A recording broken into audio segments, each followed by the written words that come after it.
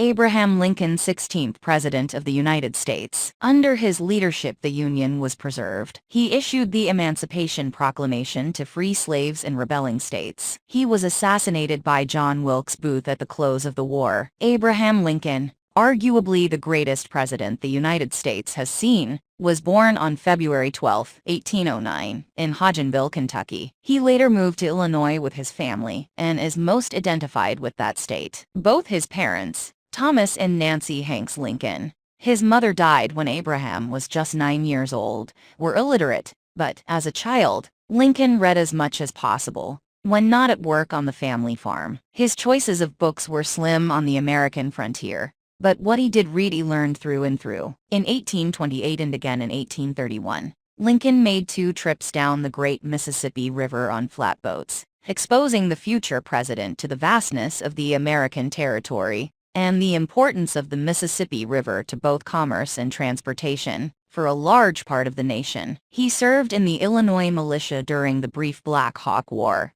but never saw action. However, he was elected to the rank of captain. The same year, 1832, Lincoln ran for the Illinois legislature but lost. He then concentrated on his career as a lawyer. In 1842, Abraham Lincoln married Mary Todd, with whom he would have 4 children, only of whom would survive to adulthood. He continued to practice law, but in 1847, politics again called. He ran for a seat in the U.S. House of Representatives, and unlike his first attempt at public office, he won. He served only the 1 term in the 30th Congress where he opposed and spoke out on the Mexican War, but otherwise had an uneventful and unimpressive term. He returned to Illinois and again concentrated on his legal career, a profession at which he excelled. He ran for the U.S. Senate in 1855 and lost, but ran again in 1858 against Stephen A. Douglas. It was the campaign against Douglas, which he lost, and the debates between the 2 men that thrust Lincoln onto the national political stage. In 1860, the still young Republican Party nominated Lincoln for the presidency of the United States. He was the 2nd presidential contender in the history of the Republican Party. John C.F.R. and Equipment ran on the Republican ticket in 1856. The Democrats, who split along sectional lines, nominated 2 men, John C. Breckinridge for the Southern Democrats and Stephen A. Douglas for the Northern Democrats. A 4th candidate, John Bell, ran under the banner of the Constitutional Union Party. Lincoln won all the northern states except New Jersey, plus California and Oregon, pulling in 180 electoral college votes, and almost 40% of the popular vote. It wasn't bad for a candidate who didn't even appear on the ballot in southern states. John C. Breckinridge took the South except for Maryland, which went for Bell, with 72 electoral votes and 18% of the popular vote. Stephen Douglas won Missouri and New Jersey, 12 electoral votes, and 29.5% of the popular vote. John Bell won Kentucky, Virginia, and Tennessee, carrying 39 electoral college votes, and 12.6% of the popular vote. The election of Lincoln caused great concern in the South,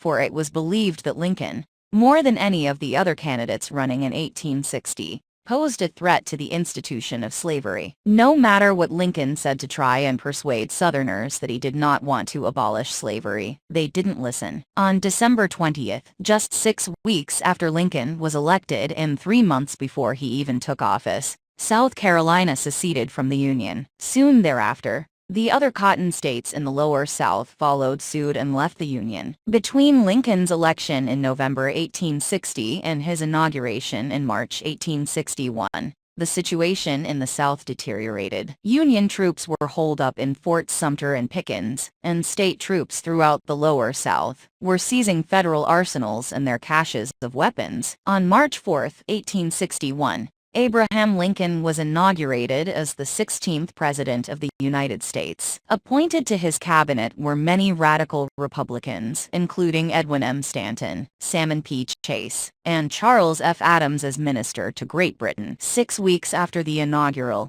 Confederate forces under the command of P.G.T. Beauregard commenced a 2-day bombardment of Fort Sumter in Charleston Harbor. The American Civil War had begun. Lincoln took immediate action due to the events at Fort Sumter, pressing for the recruitment of over 500,000 soldiers. and designating $2 million for military purposes. Lincoln also suspended the writ of habeas corpus, allowing the Union to imprison any sympathizer to the Confederacy. This decision drew much ire from many civilian, political, and military sources. While he had some military experience, it was minimal in nature, leading to Lincoln quickly learning military strategies out of necessity. He did, however, have a penchant for selecting supreme Union military commanders, who, while able in their own rights, botched plans for various reasons. The first general appointed by Lincoln, General George McClellan, caused Lincoln much grief with his non-aggressive nature,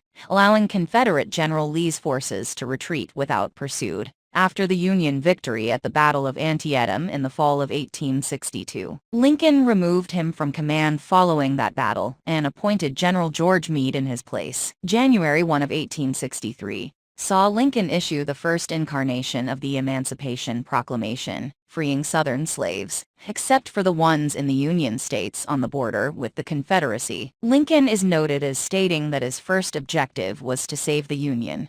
However, emancipation was also a topic that he held in the highest regard. Lincoln also pushed for an amendment to the U.S. Constitution that prohibited slavery, and his goal was achieved in the form of the 13th Amendment a few years later. After failing to deal a lethal blow to General Lee's Confederate forces at Gettysburg in the summer of 1863, General Meade was removed from command by Lincoln, and leadership was given to a general who had recently achieved victory in Vicksburg, Mississippi, General Ulysses S. Grant. November of the same year saw Lincoln deliver the Gettysburg Address at the dedication of the National Cemetery located there. In 1864, Lincoln ran for and won presidential re-election against former Union General George McClellan. Lincoln stated his plans for reconstructing the South in his inaugural address, saying that it must be accomplished with malice toward none, with charity for all. The Confederacy surrendered on April 9, 1865, and on April 11,